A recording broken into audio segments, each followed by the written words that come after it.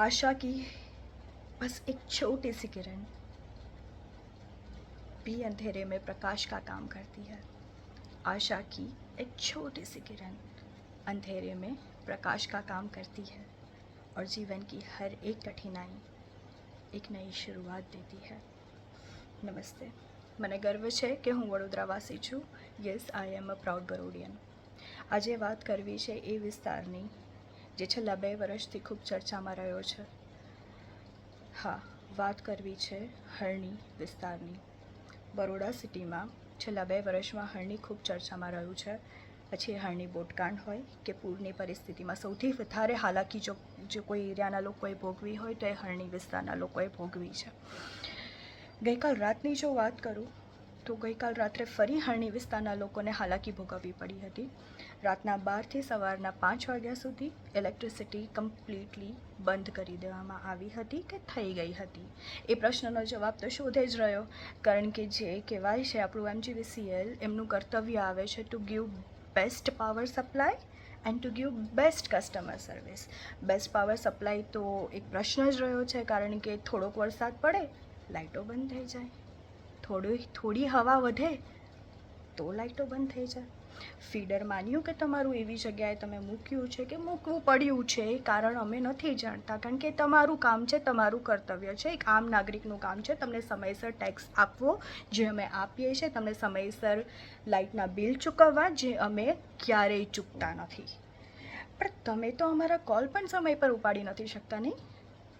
એટલે એક આમ નાગરિક, એક મધ્યમ વર્ગ જ્યારે રવિવારે રાત્રે સરસ રિલેક્સ થઈને સૂઈ જાય અને વિચારે કે સોમવારની સવાર હું સરસ મજાનો નવી શરૂઆત કરીશ અને મારા પરિવાર માટે વધારે જોશ અને જુસ્સાથી કામ કરીશ, જેથી કરીને મારી 2 રૂપિયાની સેવિંગ થાય.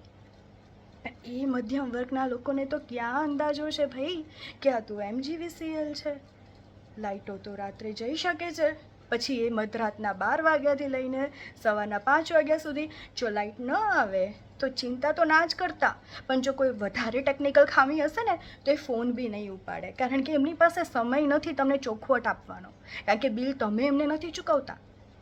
એ તમારી ઉપર અહેસાન કરે છે તમારા ઘરમાં લાઇટો આપીને. 2 હાથ જોડીને કહું છું, આ માનવતા છે. થોડું તો માન આપી દો. તમે માનવતાનો દરજ્જો નહીં સમજો તો માન આપવાનું તો સમજી લો ખાલી. અરે સાહેબ, ખાલી કલ્પના તો કરો કે જે નાના છોકરા હોય કે જે બિચારું કોઈ બીમાર હોય, તમે લાઇટો બંધ કરી દો, માની લીધું કે તમારી કોઈક તકલીફ હોઈ શકે છે, પણ ફોન ઉપાડીને સાચો ને સચોટ જવાબ આપવાની જવાબદારી તો નિભાવો તમે. અગર કોઈ કારણોસર માણસ બિલ ચૂકવવા નથી આવી શકતું કે બિલ નથી ચૂકવી શકતું તો તમે એને માફ કરો છો. તો એક નાગરિક તરીકે જ્યારે અમારા ઘરમાં અમારી પાસે લાઇટો ન હોય, અમે બિલ તો ચૂકવીએ જ છે, એમાં ક્યાંય ચૂક નથી આવતી, એટલું સમજી લેજો. પણ તો પણ જો તમે અમને સમયસર સગવડ ના આપી શકતા હો, અને સગવડ તો દૂરની વાત છે, તમે કોલ ઉપાડીને સરખો જવાબ બી જો ના આપી શકતા હો ને તો ધિક્કાર છે તમારી ઉપર. સ્માર્ટ સિટીમાં MGVCLનું કર્તવ્ય શું છે, પ્રાથમિક કર્તવ્ય શું છે? ચલો બીજું બધું તો છોડી જ દઈએ આપણે. શું છે પ્રાથમિક કર્તવ્ય? એ જ છે ને, two provide best power supply. શું હોય એનો મતલબ? બેસ્ટ પાવર સપ્લાય એટલે વારંવાર લાઇટો ન જવી એ તમારે ધ્યાનમાં રાખવાનું હોય, અને જો જતી હોય, ટેકનિકલ ખામી આવતી હોય, કોઈ કારણોસર જતી હોય, તમે એના નિષ્ણાત છો, તમને વધારે ખબર હોય તો એટલીસ્ટ ફોન ઉપાડીને જવાબ તો આપી દો સાહેબ.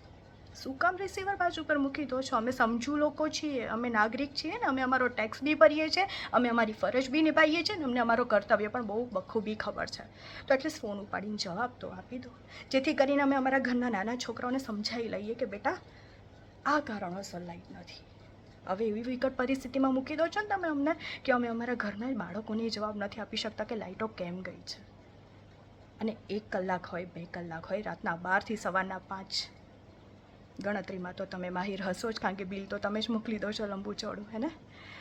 બસ 2 હાથ જોડીને એ જ વિનંતી કરું છું, ફરીથી એક વિનંતી કરું છું. મને બહુ જ ગર્વ છે કે હું વડોદરાવાસી છું, પણ થોડુંક તમારું ફરજ નિભાવી લો.